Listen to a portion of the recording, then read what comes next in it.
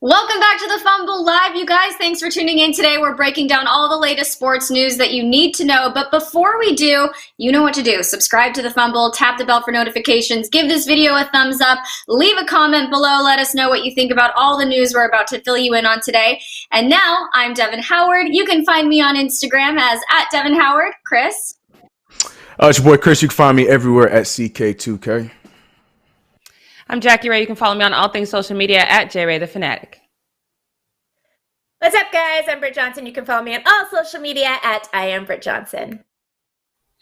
Okay, you guys, so we have to talk about something before we get into the rundown of the news today. I want to get your thoughts on this Mamba Sports Academy news. So they actually just released a statement that says, today, with respect for unparalleled legacy, the Academy will retire the Mamba in Mamba Sports Academy's name to raise it to the rafters where it belongs. So obviously, the Mamba Sports Academy was Kobe's project, and it seems a little bit strange that they would take Mamba out of the name out of respect for his legacy. People online are very, very confused as to why they would do this. And I know I'm wondering how does removing his name, the name from the name of the Academy, preserve his legacy? So I want to know what you all think about this. Jackie, do you understand why they would do this? Do you have any idea as to why they would choose to make this move?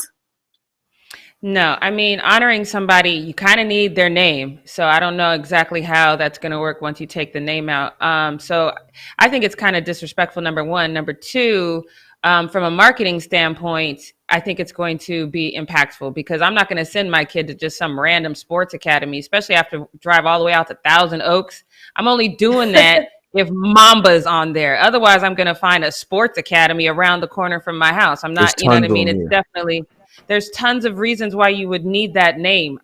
Because I know the legacy that Kobe has. If I have a kid, I want them to be a part of that legacy. I'm going to believe that they're going to maintain the same standard that Kobe had. You take the Mamba off, it's just some raggedy sports academy. Then I just don't think it has the same kind of impact, and it's just not worth it to me. So I don't understand how it's a respectful thing. I think it's kind of disrespectful personally. I know, especially when you consider how passionate Kobe was about the Mamba Sports Academy, to then take out the name that, we associate with Kobe from the title. Just, it seems like a very, very bizarre move. And I agree, there's something special about being able to say that you went to the Mamba Sports Academy rather than just the Sports Academy. Britt, does this make any sense to you at all? No, it doesn't. I think it's kind of crazy. It literally...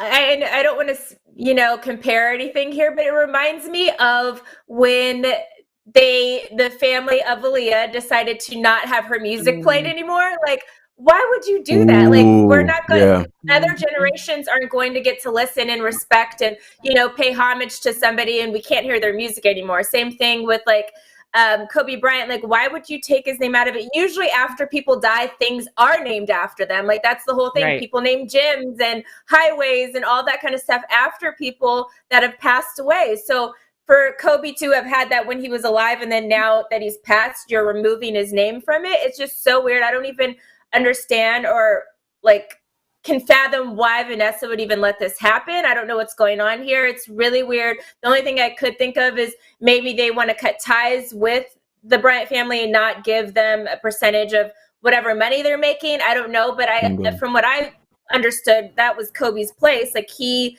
built that place. So I don't understand why the family wouldn't continue to make profit off of it. I don't know what it is. Obviously it has to be something weird, but I don't think Vanessa, obviously, I think the family still has rights to stuff, so I wouldn't think that she would let that happen. It's just so bizarre to me. I don't understand. But it kind of reminds me of the whole thing that happened with Aaliyah, something that most of us will never understand because we want to hear her music. I don't understand why he would do the same thing with Kobe Bryant.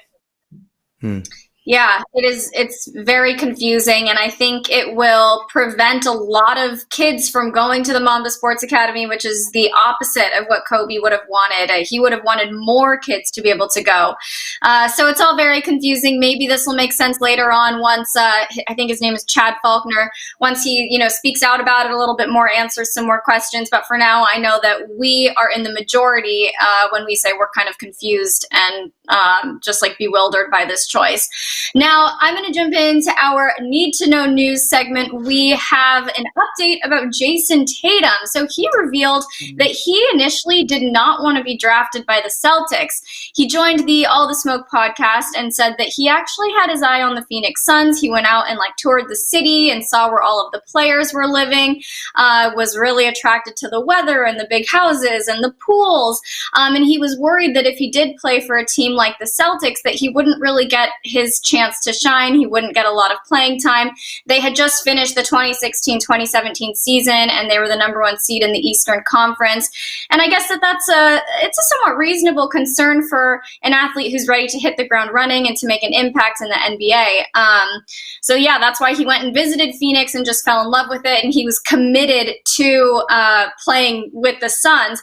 But as soon as he finished his trip over there, he actually got a call saying that the Celtics were trading their number 1 pick to the 76ers, and they wanted Jayson to come out to Boston and work out with them. He initially declined, but then was convinced by Coach K to actually just accept the workout, go over there, and the rest is history. And it turned out really well for him. As we all know, Gordon ended up suffering from a season-ending injury in his debut with the Celtics, and Kyrie was out ahead of the playoffs. So Jayson was ready to kind of take over and make a big splash, which is exactly what he did. So Britt, I want to ask you, do you feel that Jayson would have been a good fit on the Suns had he actually declined that workout with the Celtics and moved forward in Phoenix?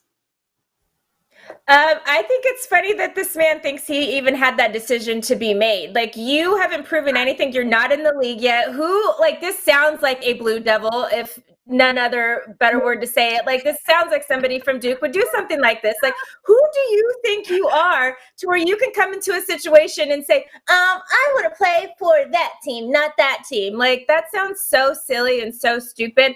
Obviously, at the 2016-2017 Celtics team had a lot of vets on it, which I don't understand why a rookie wouldn't want to come in there and at least learn from them. But the team that he ended up being on, the 2017-2018 team, actually was a brand new, completely different team. One of the only guys that stayed on the team was Al Horford. Everybody else was gone. Even Gordon Hayward, he was new to the team. That was a whole new Celtics team that same season. So you actually were playing amongst guys that were around your age, which is what obviously the Phoenix Suns have a lot of. They have a lot of young guys because they've been consistently bad. So they've had top draft picks every single year. And they have kind of a terrible team. I don't know. Ask Devin Booker how he feels about playing with the Phoenix Suns. But I don't think you would have gotten the same thing that you got playing with the Celtics. I think it's crazy that he even thought he could be like, no, I'm not going to go to your training camp, or I'm not going to play with you guys, and whatever the case. You aren't even in the league yet, my guy. Chill out.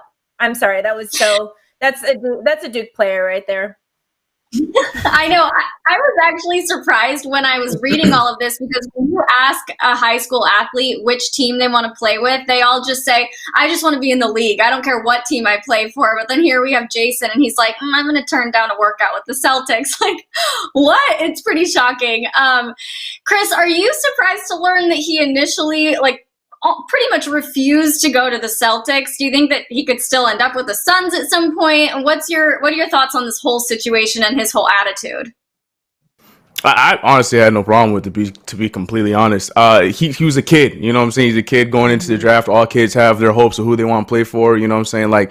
We can talk about LeVar talking about he wants his son to go to the Knicks, but LaMelo on his IG page was putting, him in Knicks jerseys on 2K and stuff like that. So these kids know going into the draft what teams they want to play for. I think that's completely innocent. And we've heard lots of stories where players would, pass out on going to other teams, especially the high profile draftees would pass on going to workouts for other teams, knowing they're still going to get picked in the top 5. They're just hoping that would sway their chance to go to the team that they want to go to. So it wasn't really much of a surprise to me. And you're right, because more times than not, you'll hear kids say that they'd rather that they just want to get in the league and stuff like that. Personally, I love the honesty. I love when you hear later on these stories like, I honestly wanted to be at this place at that time because of the situation. It makes sense because the Celtics were the number 1 team at the time. But like Britt just said, then the team ended up completely transforming, starting with that draft. So it ended up working out in his favor. And I'm sure he said in that same interview, he's very happy with what ended up happening. He was just being honest with where he wanted to go at the time. He's liked the workout. He liked meeting what's his name? Who got fired right after that? Old coach of them, Earl Watson, excuse me. He liked meeting them. He thought him and Devin Booker would be dope. Yeah, so it makes sense to me, but yeah, no problem. I mean, and let's not forget Zion made that face when they told him he might be going to the Knicks. He looked like he was going to basically throw up. You know what I mean? So okay. I think you're too far. Sorry, I just did. It kind of looked like that. Right, but I'm saying as a kid, because of the pools and the big houses. Come on, like he didn't say I love the program so much better and whatever the case. He said he wanted to go have a pool at his house and not play in Boston because you can't. Well, he said no. He was. Thing. But he was mainly saying because he wanted to play because he thought he was gonna go to Celtics and not play because they had guys ahead of him.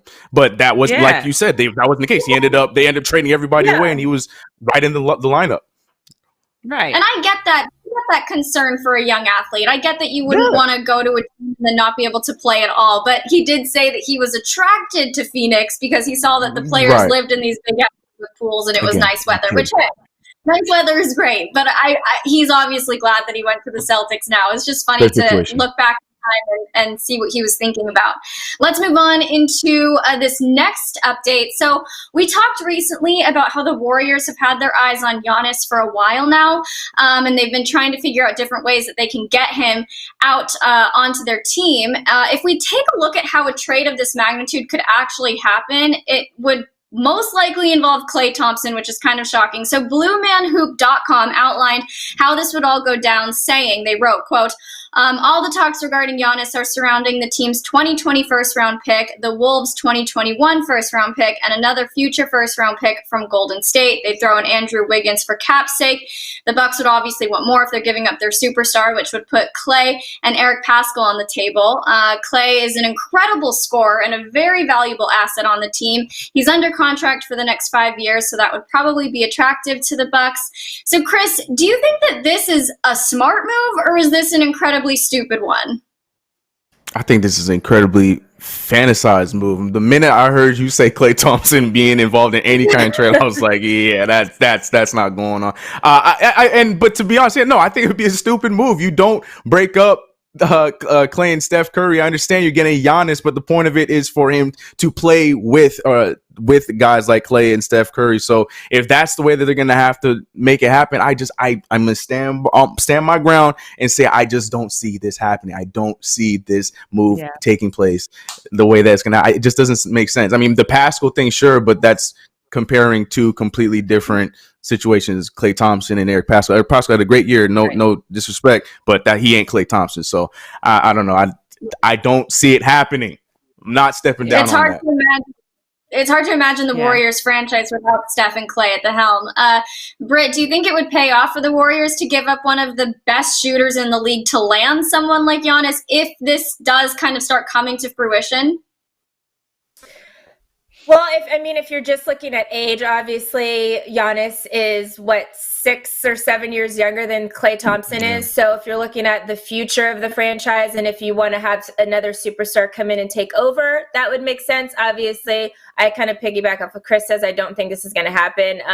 Klay is still at a time in his career where he should just kind of finish it out with Steph doing their thing, and to bring Giannis into it instead of Klay, I think it interrupts the chemistry of the team. And I think that's half the battle with any team is seeing how they gel together and getting the chemistry. You could have all the stars you want on one team, but the most important part of it is how they play together, which is why everybody is so surprised about what the Clippers have been able to do, because this is literally a team that a year and a half ago was a completely different team, so you have all these new players and they look like they've been playing together since the schoolyard or whatever. So it is very hard to get a team to come together and gel. I think same with the Lakers, like having Anthony Davis and LeBron James gel so quickly together, that was kind of unheard of. People didn't expect that to happen either. So to see a place where there's a team that already gels so well together, and to remove one of the key components in that, to replace him with a guy that's just a superstar, would not be a smart move.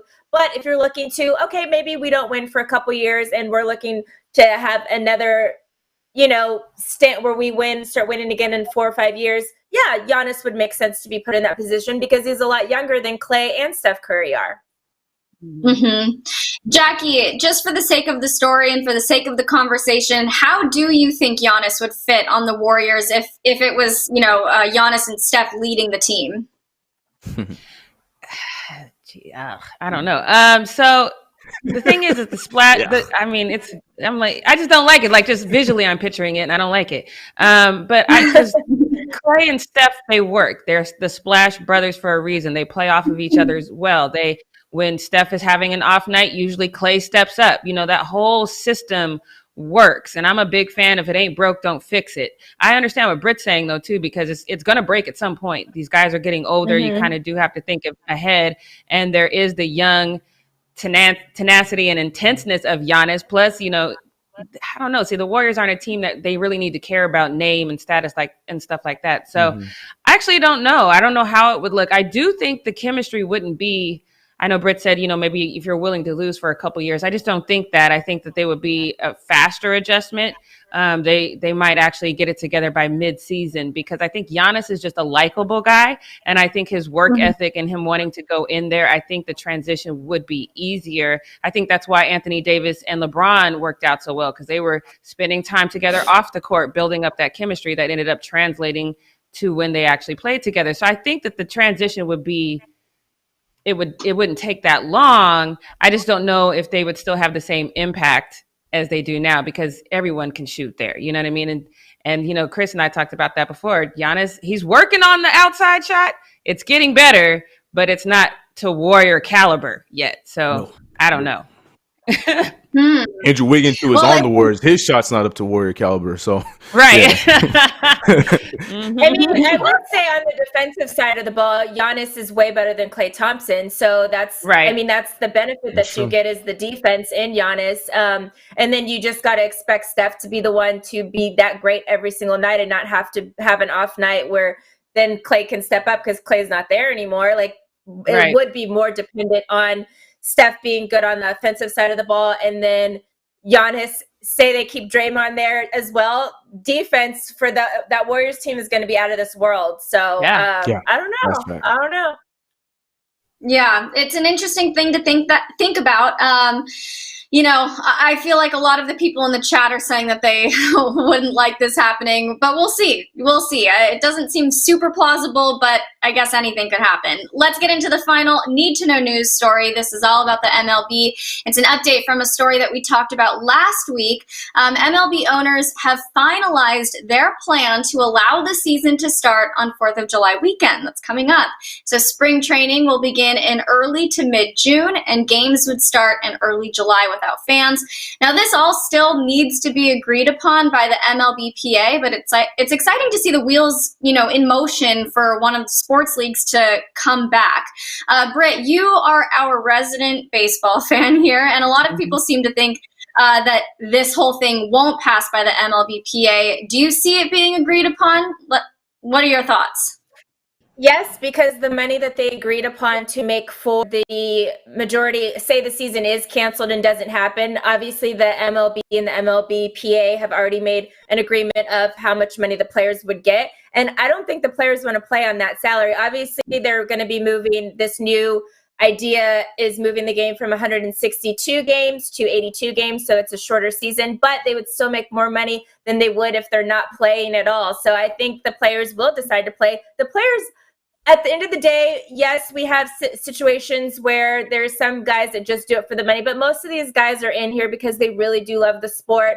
Obviously, we already heard that the MLB draft got to only 5 rounds, so there's going to be a lot less players that are going to be taken. And I think that is like the push that these players need, like, oh, we need to get in here. We need to get this back to normal because already our draft is heavily affected. They've already cut some of like the AA teams and stuff like that. And it's already taken a big toll on baseball just because baseball has other leagues under the Major League Baseball thing to trickle down to. And so there's a lot of these young guys that aren't going to get the opportunity to play at a professional. There's a bunch of guys, we talked about the stories of, you know, some of the players that are from wherever they are in, you know, Latin communities and stuff that have come here to play, and they're just sitting in hotels waiting for something to start. So all of those guys, which is the majority of the team, they are going to be the ones that are going to fight for this and want it to happen because they need to get a season started. A lot of these guys with the MLB, you have a couple guys on the team that make a crap ton of money and everybody else doesn't make that much money. And those are going to be the guys that are going to have to vote on this and that are going to want the season to continue because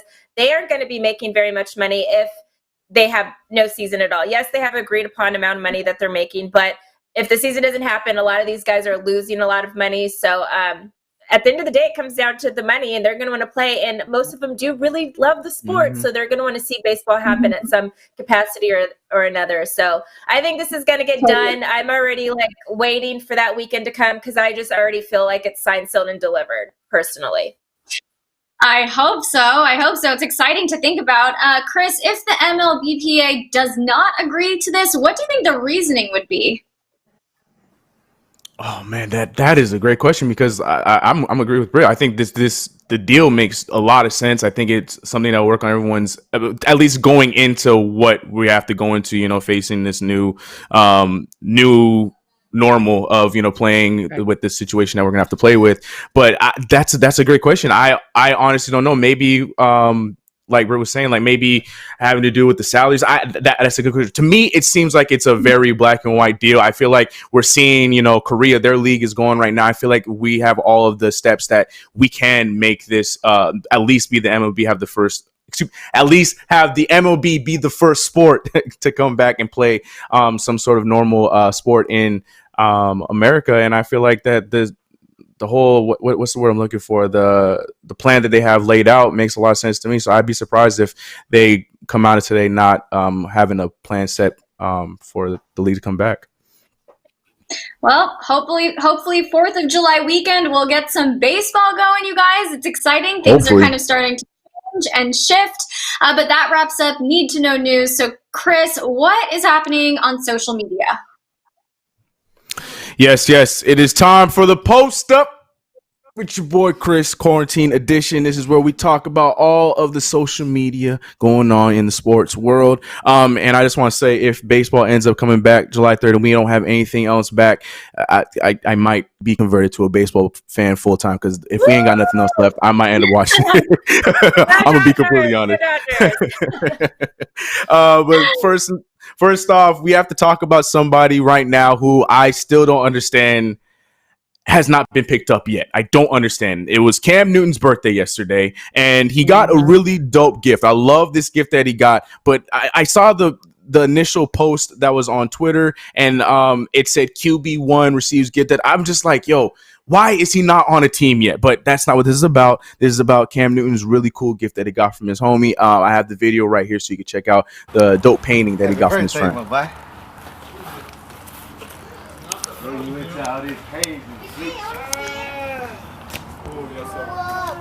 Hey, that what's up, man? Daddy.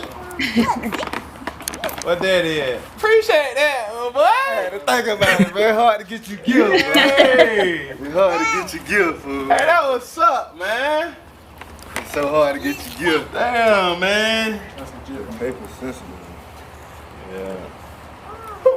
It's hard to get my dog gifts, baby. What's up, man? You got to figure it out right here. You know, that's my vibe. The GOAT said the GOAT. My two favorite athletes. Yeah, that's it.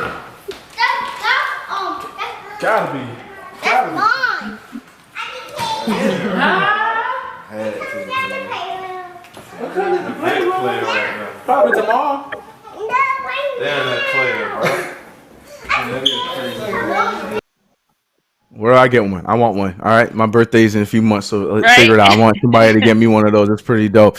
But yeah, I guess what stemmed my anger about him not being signed when seeing this video was just, you know, the greatness in that picture. And, you know, as much as I can hate on Cam Newton because he was a Panther his entire career, he was Superman in the terms of football, and that he got that nickname for a reason. He was really good. And it's just crazy that, you know, and his homie even said, you know, one GOAT to a next, even though we know Cam's not a GOAT, but just the kind of magnitude of a football player that Cam Newton had his entire career. And now we're at a point where it's just like, he's not even a thought. And we're hearing these other guys, Mike Glennon's, other guys getting signed and stuff like that. It's just, it's just really upsetting. But nonetheless, dope birthday gift. I'm sure Cam Newton, we saw the reactions. Those are genuine reactions. I love that. It's a dope gift. I'd probably react the same way if I got that same gift. Now, speaking of dope gifts, Kyrie Irving gave us a gift by saying it with his own, like, this is no speculation. Now, Kyrie Irving said it with his own mouth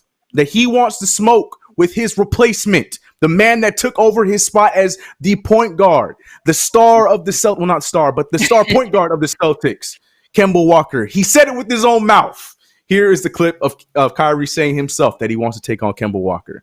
You know, we never talk about this. I'm listening. Me and K-Walk, I want that matchup. Hold up. I want K-Walk. Me Hold and up. K-Walk. Barry, say that one more time. Me and K-Walk. That's my matchup. I want K-Walk. That's my big bro. I want K-Walk, bro. That's my big bro. You know we got mutual respect, but I know everybody wants to see it out of New York, New Jersey. Every time we play against each other, it's always a game. And he gave us 40. I gave him 40. Did. Yeah, you did.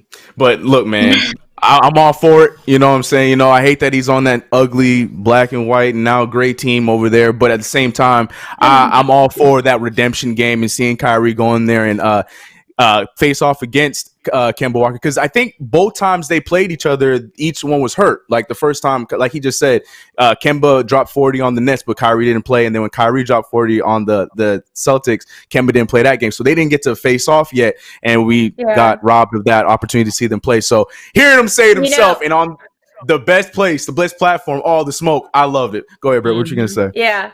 I just wanted to mention the chat really quick. The chat is actually half and half. This is the first time I've seen the chat like completely split on this, because I asked them Kemba or Kyrie, and it's down the middle right here. It is down the middle. Wow. And each and every one is a different one. This is pretty crazy.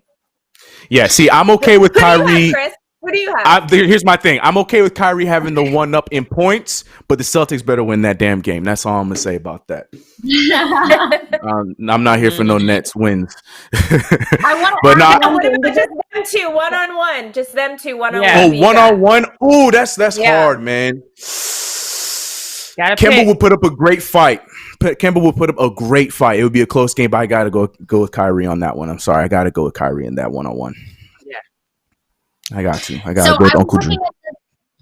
I was looking at the Twitter responses to this video, and almost all of them, and I don't know if I was just getting a weird algorithm, but almost all of them were like ridiculing Kyrie for saying that. They were all Kemba.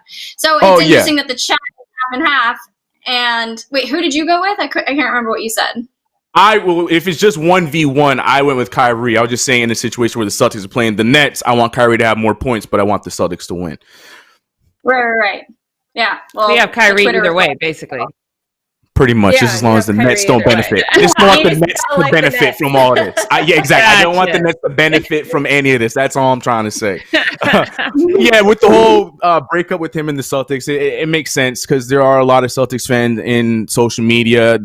They like to poke their head whenever Kyrie Irving is mentioned, and then it doesn't help that Knicks fans, because he chose the Nets over us, they're very salty too. I say they because I am upset with them, but I'm not salty he didn't choose us because reasons. But anyways, moving on to the next one. I have a video that Jackie is going to enjoy, and I say Jackie specifically because it's about LeBron. When he called himself the GOAT, you know, we all remember this clip when he called himself the GOAT.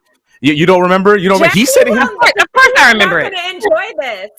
Oh no! Yes, Brit. Brit. Of course, she's gonna enjoy this because Michael Jordan finally reacted to LeBron calling himself the GOAT, and you might like the reaction coming from the also alleged GOAT, Michael Jordan. Here's the clip. That one right there made me the greatest player of all time. That's what I felt. Reasons. I was super ecstatic to win one for Cleveland because of the 52-year drought. Like, I was ecstatic. Like, obviously, I showed that the first wave of emotion was when everyone saw me crying. Like, that was all for 52 years of everything in sports going on in Cleveland. And then after I stopped, I was like, that one right there made you the greatest player of all time. Everybody was just saying how they were the greatest team of all time. Like, they was the greatest team ever assembled. And for us to come back, the way we came back in that fashion, I was like... Oh my God. First of all, this is an edit. This is an edit because that is how he reacted when said that he was guarding it when Peyton said he was guarding it. So y'all playing games. This ain't a real reaction. That is an edit. Stop lying. I know. I see what y'all doing, but ain't nobody falling for it. I watched The Last Dance. I know that that's not what that's from. Playing games. I understand. I understand. You're going through denial, and I understand. It is an edit. I told you. Listen, it says it's an edit in the title. The title says "settled with this hilarious edit." We know it's edit, but it's funny. It is so funny. I'm like literally have real tears in my eyes when I watched this earlier. I was like, because a bunch of people sent it to me on Twitter because. Of course, I actually posted this or when it happened on Sunday. I was like, this is the funniest thing to watch. And then to throw that LeBron thing in there, the internet, let me say, is undefeated. The internet is undefeated. Never lost. All the time. There are very few things that make me laugh out loud. And this one I did actually laugh out loud when I watched it. It was really funny. And I hate that I'm laughing. So good. I'm LeBron, but this is a good one. I'm going to keep that same Michael Jordan edit, Chris, and next time somebody goes in and talks about you have a pretty mouth, I'm going to do this same edit and I'm posting it on my Instagram, just so you know. I'm just happy because Jackie's reaction was the exact reaction I was hoping for when I set that up. Yes, that was 100% an edit. This has been the latest meme since that clip from episode 8 of The Last Dance. Everyone's been editing him reacting to something, and this one is by far my favorite one because it was put together perfectly. But Jackie's reaction. It was perfect. It made it that much better. Moving on to Dwayne Wade being slandered, and he's not okay with it. And to be honest, I wasn't okay with it either. Well, there was this Twitter user who proceeded to give Dwayne Wade the props that he deserved by comparing some of his stats to some of the few great stats that Michael Jordan had. But they didn't call him by his name right. Okay, the stats that the man tweeted out saying they both players, the only players to lead the league in scoring, make all defensive team, and come top 10 in assists were Michael Jordan and LeBron's teammate. Disrespectful. Okay, Dwayne Wade did not deserve that. And Dwayne Wade was upset that this was even out there. Again, he wasn't added. No one added Dwayne Wade. But let me tell you, man, this quarantine got all these athletes going in, just searching their name at this point. They don't even care if they're added at this point. They're seeing their name. But the problem was his name wasn't put in the tweet. So I don't know how he found this. Maybe one of his homies was like, man, look at this. Anyways, Dwayne Wade put this on his IG story saying, man, y'all are something else. I'll be Bugs Bunny's teammate, but respect the body of work. I don't know if this means that he's going to be in Space Jam, because why are you throwing Bugs Bunny in there? Are you telling me that you're going to be in Space Jam? D Wade, is that what's happening? But yeah, man, this was disrespectful. Funny. This is what happens when you give the wrong score in the slam dunk competition. People gonna throw a little bit of shade. Exactly. This is what happens. You deserve this disrespect. Yep. You get there it. It is.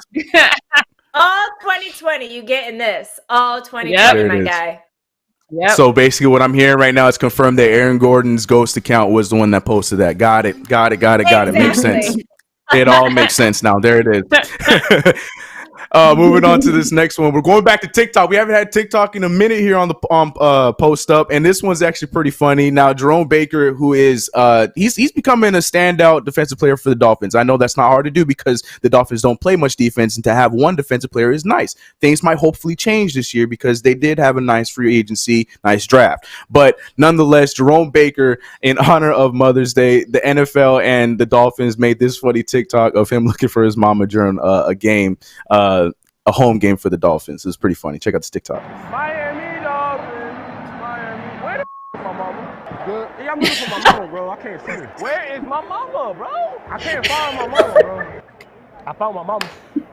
That's my favorite part. Oh, that is too cute. Found my mama. Hey, yo. Found my mama. Because you can see it was like as the game went on. Oh, my God. That's so good. As his teammates cared for the update. Nobody asked for the update, my guy. And like he said, Right, everybody was worried about it. Like when he was gonna find his mama. Like, hey, yo, I found her. I found my mama. She right over there. Like, I didn't ask you, bro. Like, I didn't even know you were right. right. I know what you're thinking, bro. Right, exactly. Like, yo, what are you talking about? We down by 25, man. I don't care about where your mama's sitting, man. Yo, just the way he said, I found my mama. Like, it was so good. Good TikTok. Good job, man. And last but not least, we have some I don't know what to, I won't call this a clapback. I don't know if I'm calling this shade. I don't know what to call this. I'll call this a correction. Okay. Because Joe Budden is, even though he has one of the greatest podcasts, and he has a funny show, he has a lot of sound bites. Joe Budden is known to make some outlandish statements. This statement wasn't too outlandish, but was a bit disrespectful because he tweeted out saying Seattle deserves a basketball team.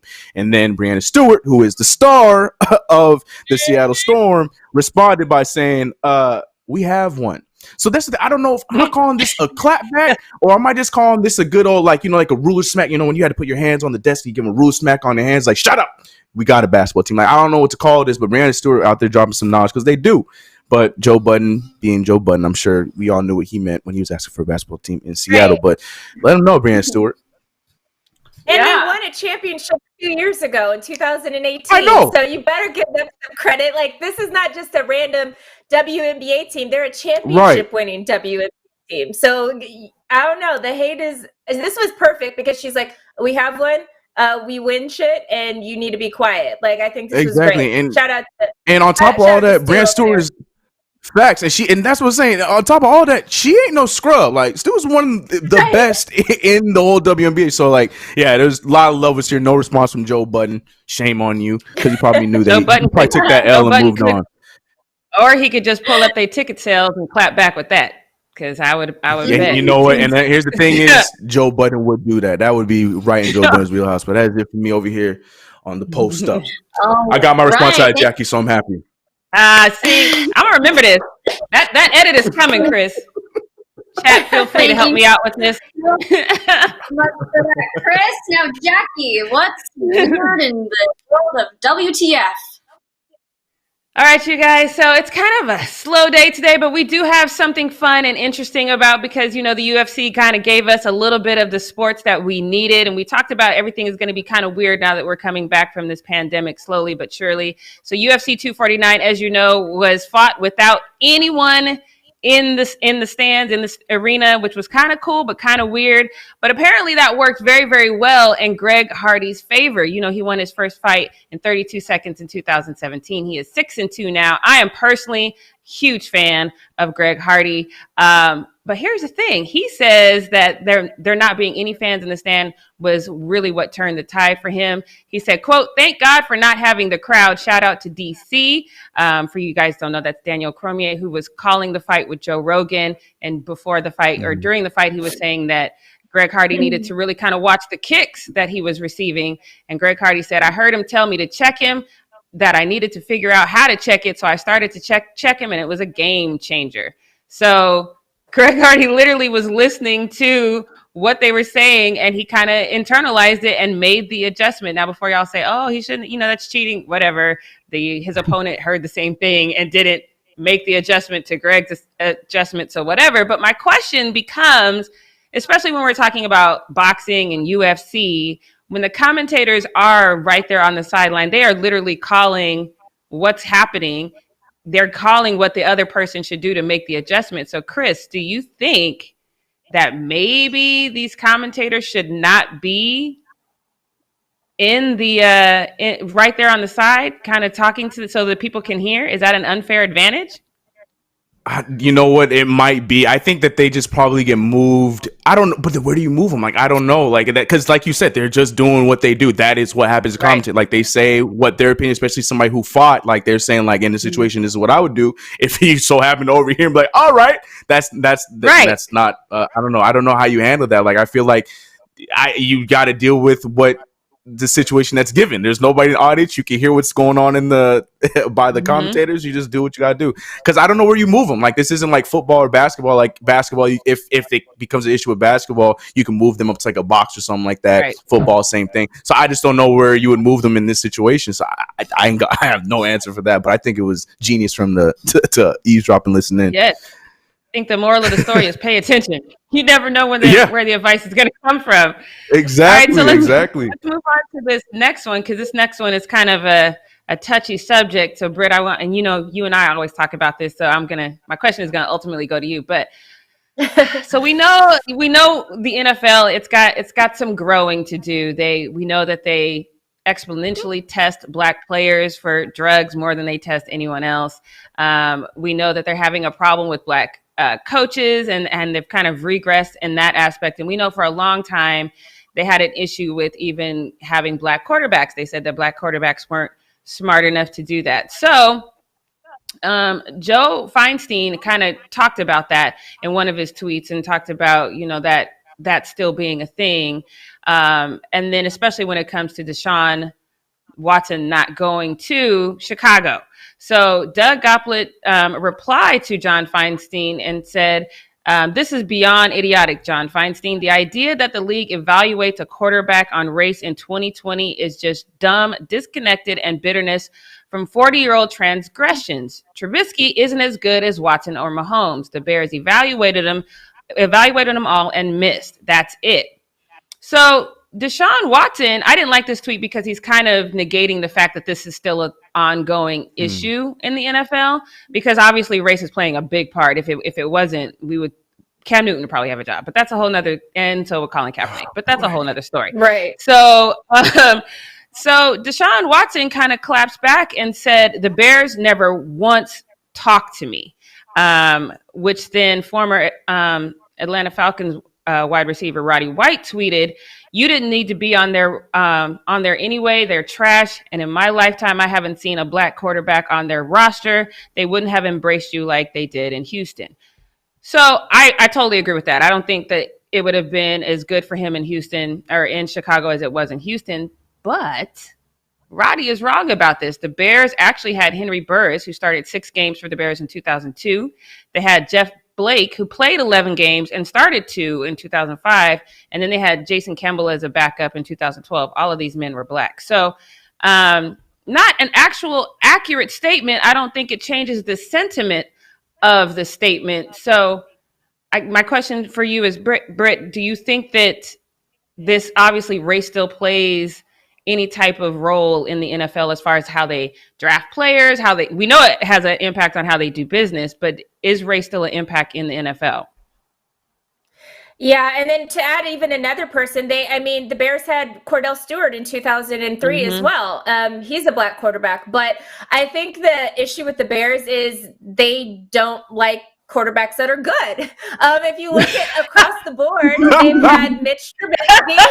Prior to Mitch Trubisky, they had Jay Cutler. They went to the Super Bowl with Rex Grossman, and they've had Kyle Orton. Like, they don't like good quarterbacks. So that is the number one reason why they picked Mitch Trubisky, is because they don't like to have a good quarterback. But the Bears, I think, historically kind of had issues with I guess maybe having like Black leaders on the team, because yes, they had Lovie Smith as their head coach, but they also fired Lovie Smith when he had a record of 10-6.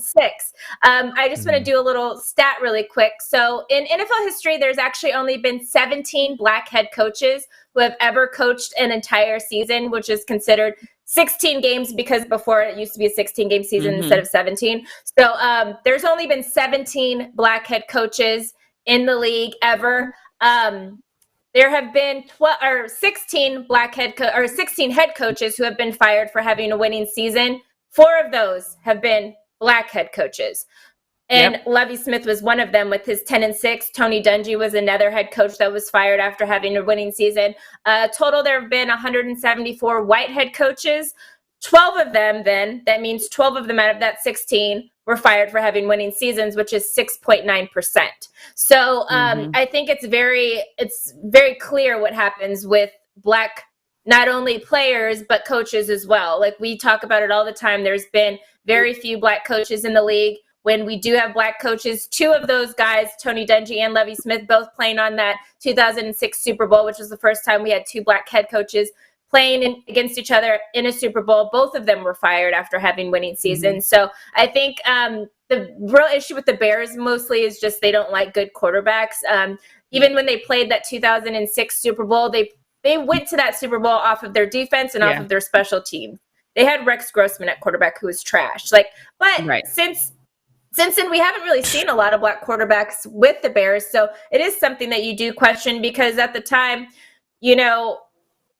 they had a black head coach, and since then they haven't had really like a lot of black of anything, So I would see why I understand that statement, because obviously everybody knew Deshaun Watson was better than Mitch Trubisky. As it turns out, he was. But the Bears just make historically bad decisions when it comes to quarterbacks. So I can't say you base the whole thing off of your skin.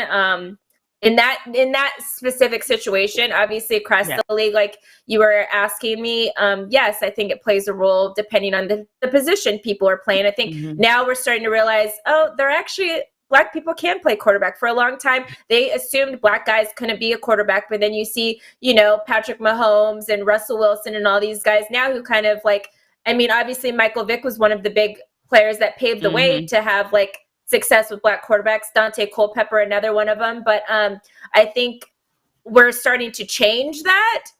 And I don't think it's necessarily as prominent as it used to be. But I think per position, I think it does play a role in how players are selected when they're drafted. To make a long story long.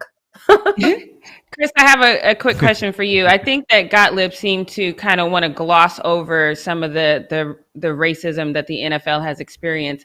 Is that irresponsible journalism? Well, Doug Gottlieb, I feel like, is one known to do stuff like that, where you feel like he is with you, but then at the same time, in that same sentiment, you're not sure if he is, and I feel like that's just something. That's just how he is as a reporter. So that didn't really surprise me too much. But yeah, I definitely saw that as right, but no, because of the way he worded it. So yeah, I kind of believe so for him, especially with him. Yeah. Okay. So are you ready to warm up your vocal cords since we're right here? Oh, is it time? Yeah. Yeah. It's time. Oh, it's time. Go ahead. It's time. Ready? Okay, you guys.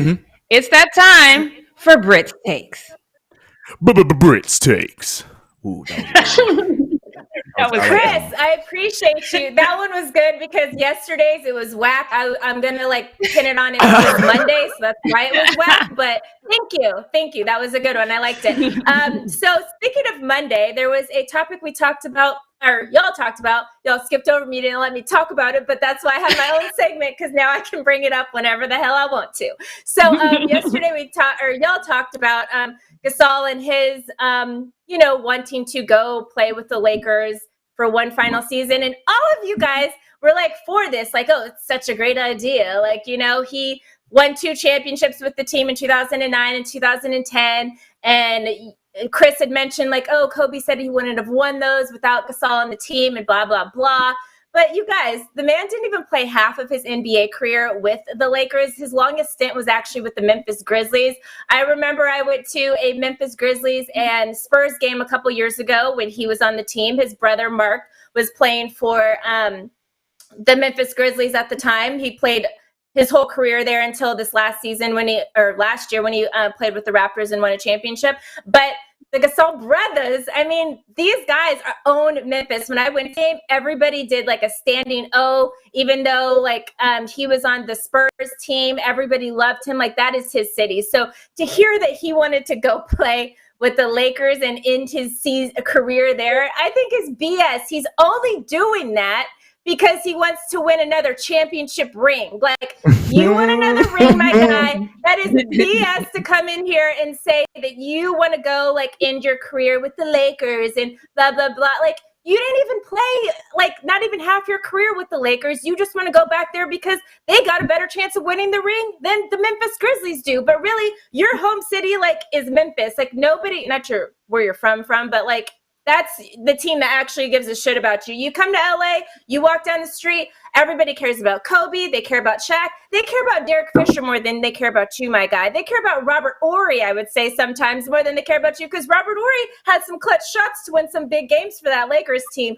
I don't think that you come here because you want to end because you had, like, amazing career with the Lakers and that's your team. You wanted to come here to win a championship. Let's be real. And you know my motto. It's on my social media, guys.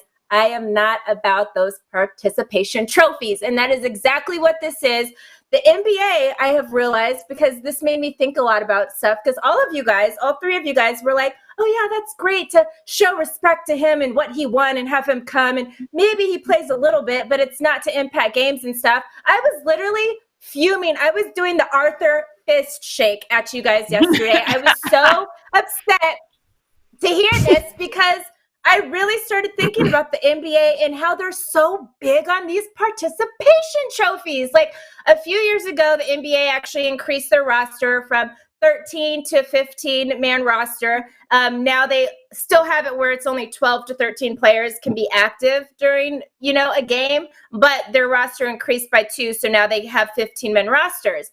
They only have to have 8 players suit up. And I always check box scores like every day after games and stuff when we used to have basketball. And I remember seeing that, like, sometimes you see, and it's literally like 9 players that have, like, dressed out that game, and maybe 7 of them have any stats recorded from the game.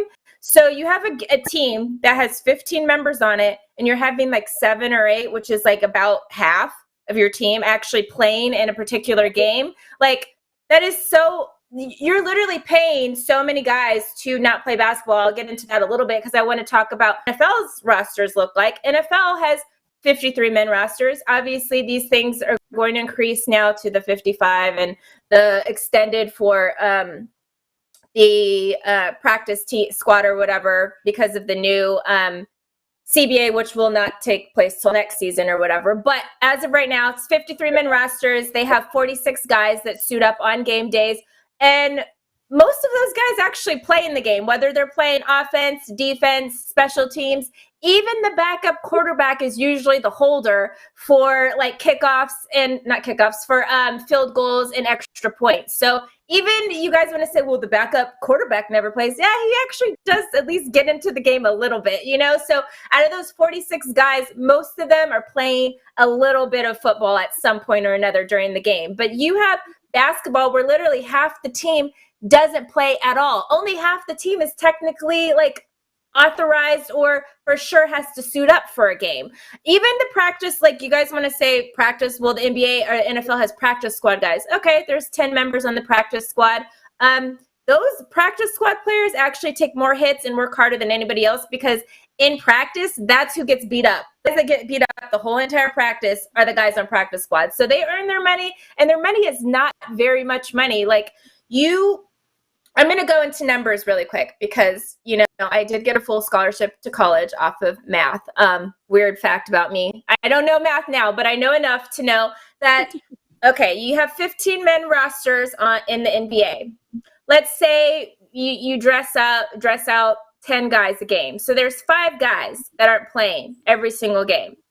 You take that number, there's 30 teams in the NBA. That's 150 players that don't play hardly any basketball in a season. The minimum salary, depending on if you're a rookie or like a vet, is, let's just break it down to $1 million. It's a little less for rookies, it's a little more for vets. So let's just make it an even number, and it's $1 million. You're saying you're paying guys that do not play any damn basketball a total across the board $150 million a year, because if you do the 30 plus those 30 teams, that's 150. Each of them get $1 million. That's $150 million. You, NBA, are playing players that don't play. And you want to go to the NFL? Okay, let's talk about all the practice squad guys. Practice squad guys make roughly 75 to maybe 100,000. Let's just make it 100,000, make it a smooth number. There's 10 guys on a team. So then you're paying $1 million per team for all of your practice squad guys. So 32 teams, they're only spending $32 million for guys that don't play. Like, this makes no sense that the NBA has spent $150 million a year for a bunch of participation trophies. Like, there's guys that got rings and all this kind of stuff for not even playing any damn basketball. And they're literally wasting $150 million of the NBA money on guys that never even suit up for games. Like, I'm sorry, Gasol, I love you as a player. Like, this is not disrespect to you, but you trying to go back to play with the Lakers for a season just so you can get a ring, not for the nostalgic thing of, oh, I used to be a Laker and I won 2 championships with them, so I should just get free money for a year. Why don't you do like the NFL does? Because what the NFL does, if a player wants to retire with the team, which my guy Emmitt Smith, who hands down one of the greatest players to ever put a Dallas Cowboys jersey on, get to go back to Dallas after he spent a year with the Arizona Cardinals and go back to Dallas and just sit on the bench for a year and just collect checks. No, if he wanted to sit and retire with the Dallas Cowboys, what do NFL players do? I know what they do. They actually sign a one-day contract and retire with the team that they want to retire with. They don't get to play a whole season and just sit from the bench and wave at people and collect a couple $1 million. So, no, Gasol, I do not think that you get a freebie pass to go back to the Lakers and win a championship with them just because you won a couple with them already. That is BS. I don't believe that. I'll go to Chris here. Chris, why were you so excited and, willing to just throw away money, and when there's other guys that literally work their butts off from the G League on up that could have that roster spot and actually make money in that roster spot? Like, why are you giving it to Gasol just because he used to play with the team? Why don't you give one of these other guys who actually is hungry to continue to play basketball a chance to get that spot? Chris Clark? Britt, I just want to say this is a tremendous take. But here's what I say to that question. Thank you. Who is the best player on that Los Angeles Lakers team? Right now? Yeah, right now. LeBron James. LeBron James. Right now. LeBron James. Right. In LeBron James's history of championships, the few that he has, he always has that player that is a great person for practice. He's a veteran that is always on the team and unfortunately fits the category of what you said, that just siphons money from the organization and wins a championship for not really doing much. In LeBron's history, we've had James Joneses. That as a coach. We had him. LeBron had that as a coach, as a friend of the team when he was with the Cavs. So yeah.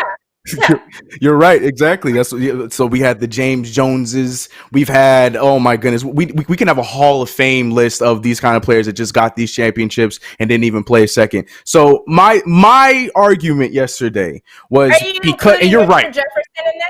Are you including Richard Jefferson in that? He played. No, I won't. Because Richard Jefferson, he was very vital to that 2016 one. No. Richard Jefferson played. Okay. No, as much as I can't stand him, no, he was vital. He was important.